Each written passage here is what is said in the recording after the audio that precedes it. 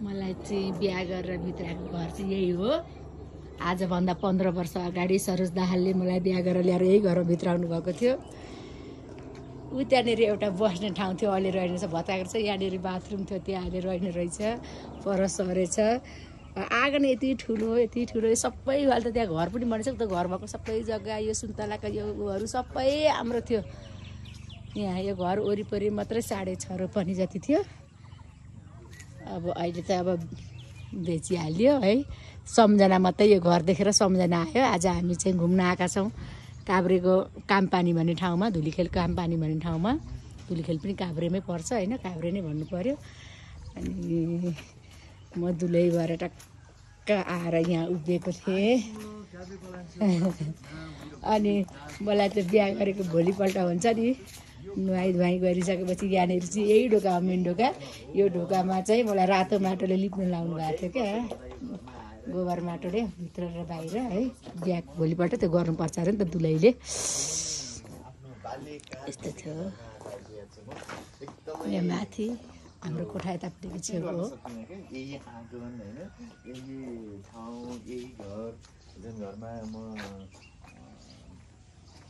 पहिले यो गेट थिएन, ओपन थियो, अहिले गेट लगाएको रहेछ। हामीले बेचिसक्यौँ यो घर, अब हाम्रो होइन। यति हावाहुरी पानी चलेको थियो, पानी परेको थियो, हिलो भएर चाहिँ कार आउन नसकेर मलाई दुध ल्याउने गाडीमा आधी बाटोबाट ल्याएको थियो। यो घरमा आउँदाखेरि त्यही दुध ल्याउने गाडी पनि भाँसेर नि हिँडेर आएको थिएँ।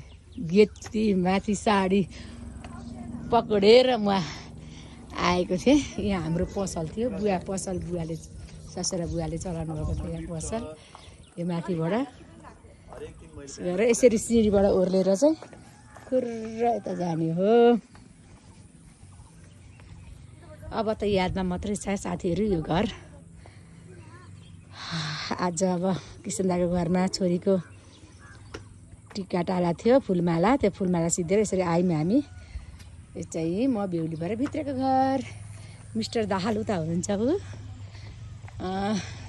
बाटो पहिले बाटो केही ढलान थिएन, 15 वर्षपछि यस्तो ढलान बाटो भइसकेछ, राम्रो।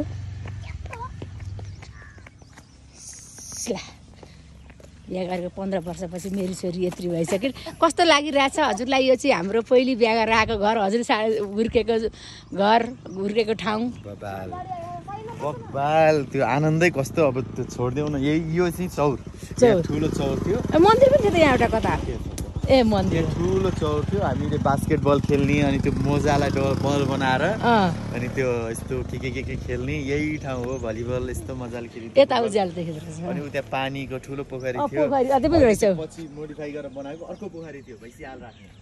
अनि त्यही पौडी पनि खेल्थ्यौँ। यहाँ पोखरी छ वरिपरिबाट घेरेको। अनि म बिहा गरेर आउँदाखेरि यो मन्दिर घुमेर चाहिँ हामी आएको थियौँ। आउँदैछ घुमेर क्यामेरा। गोविन्दाय नमो नमः। राधे राधे। नारायण अनन्त हरे नृसिंह प्रह्लाद बाधन हरे कृपालु। राधे राधे। यो मन्दिर बनिसकेपछि हरेक दिन बिहान आएर म पूजा गर्थेँ। आफै मन्दिर खोल्थेँ, पूजा गर्थेँ, जल त्यहाँ तलबाट ल्याउने होइन, अनि यहाँनिर पूजा गर्थेँ। यस्तो राम्रो। अब यो राधाकृष्णको मन्दिर छ यहाँनिर।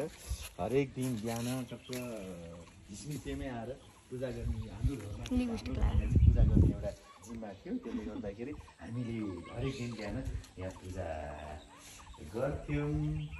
अनि अहिले त खै कसरी पनि पूजा गर्नुहुन्न जस्तो छ, भगवान्लाई केही खुवाउनुहुन्न जस्तो छ। जाली यत्तिकै छ भनेपछि त्यस्तो छैन कि जस्तो लाग्यो, अथवा खुल्न चाहिँ खुल्छ। ए खुल्दो रहेछ त। जय श्री राधे, जय श्री कृष्ण। यस्तो छ। अनि यहीँनिर एउटा ठुलो पिपलको रुख थियो, अहिले चाहिँ यो भयो होइन। यो पिपलको रुखमा पिङ हाल्नु सक्छ, कतिवटा थाहा नहुन सक्छ। यहाँ हेर्नु न अम्लिसो, त्यो कुच्चो के हामी घर बढाल्छौँ नि, अम्लिसाको कुच्चो। गाउँघरमा त कुच्चो किन्नै पर्दैन क्या, जत्रो मुठो बनाउँछु भने पनि हुने। अम्लिसोको बोट हो यो। अनि यहाँ त ऊ पनि छ, त्यो खाने के अरे काफलहरूमा देखाउँछ। गाउँ हो के साथीहरू, हेर्नु केराको बोटमा केरा कस्तो ठुलो घरि फलिरहेछ।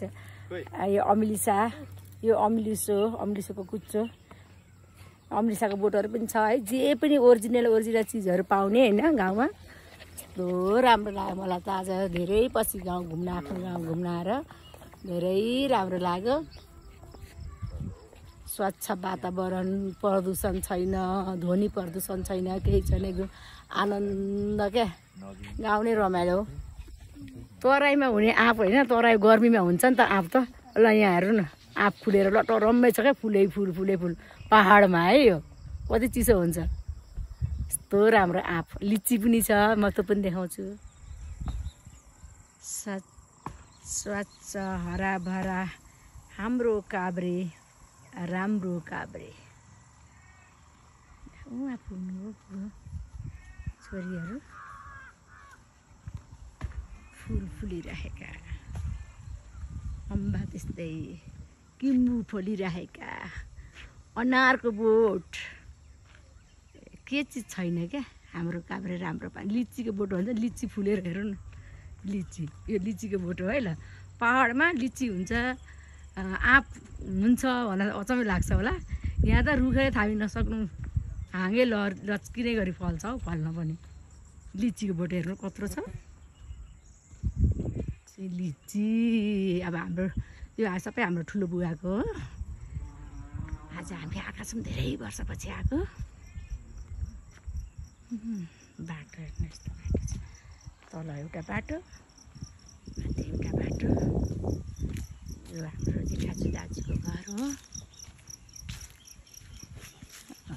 हेर लिचीको बोट यो चाहिँ हाम्रो ठुलो बुवा ससुराको घर हो पहिले उता घर थियो पछि यो घर बनाएको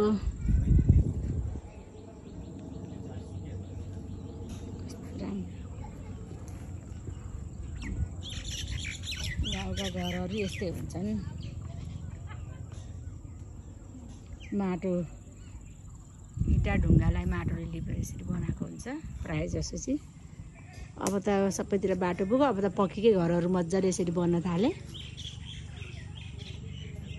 लिची फुलेको हेरौँ अब हामी सिँढीबाट चढ्दैछु माथि जय श्रीमन्नारायण जय श्रीमन्नारायण ठुली आमा हुनुहुन्छ उहाँ चाहिँ यहाँ हाम्रो दिदी हुनुहुन्छ आमाचु दिदी राधे राधे ठुलो बुवा अघि खिचिया थिएन राधे राधे दाई हुनुहुन्छ यहाँ हाम्रो राधे राधे मेरो सासू आमा सरस दाहालको आमा उहाँ मेरी जेठानी दिदी ल है साथीहरू अब कस्तो लाग्यो तपाईँलाई हाम्रो गाउँ हाम्रो घर कमेन्ट गर्नु होला आकाशहरू यस्तो राम्रो खुलेको छ नि आज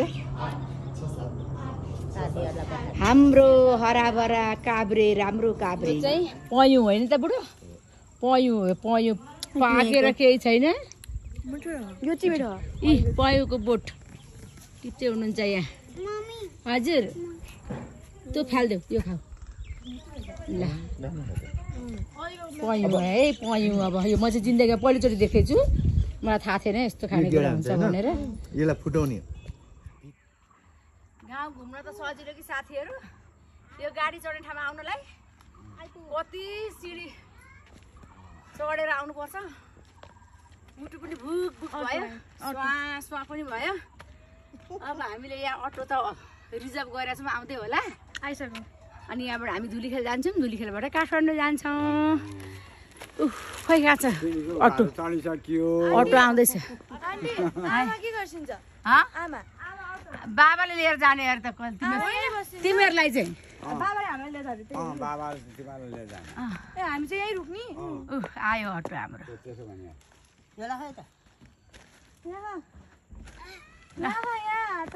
सबैजना बस्नुपर्छ गलेर गाउँमा मेरी साडी कति खुसी भएर खेलिराखेकी छिन्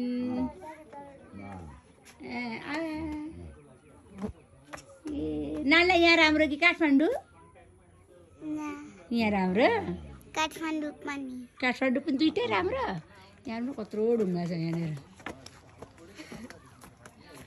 यो जग्गाले यहाँ मनपर्छ कि उता काठमाडौँ यहाँ मनपर्छ कि काठमाडौँ तिमीलाई पनि यहाँ घर सारिहालौँ होइन त घर सारी हो सबै गाउँमा साह्रो घर कति राम्रो ठाउँमा छौँ कस्तो राम्रो ठाउँमा छौँ हामी हो नि आहा ल हरियो बुटियाली उज्यालो हरियाली चाट्टा कस्तो ठाउँ हो नि सफा राम्रो होइन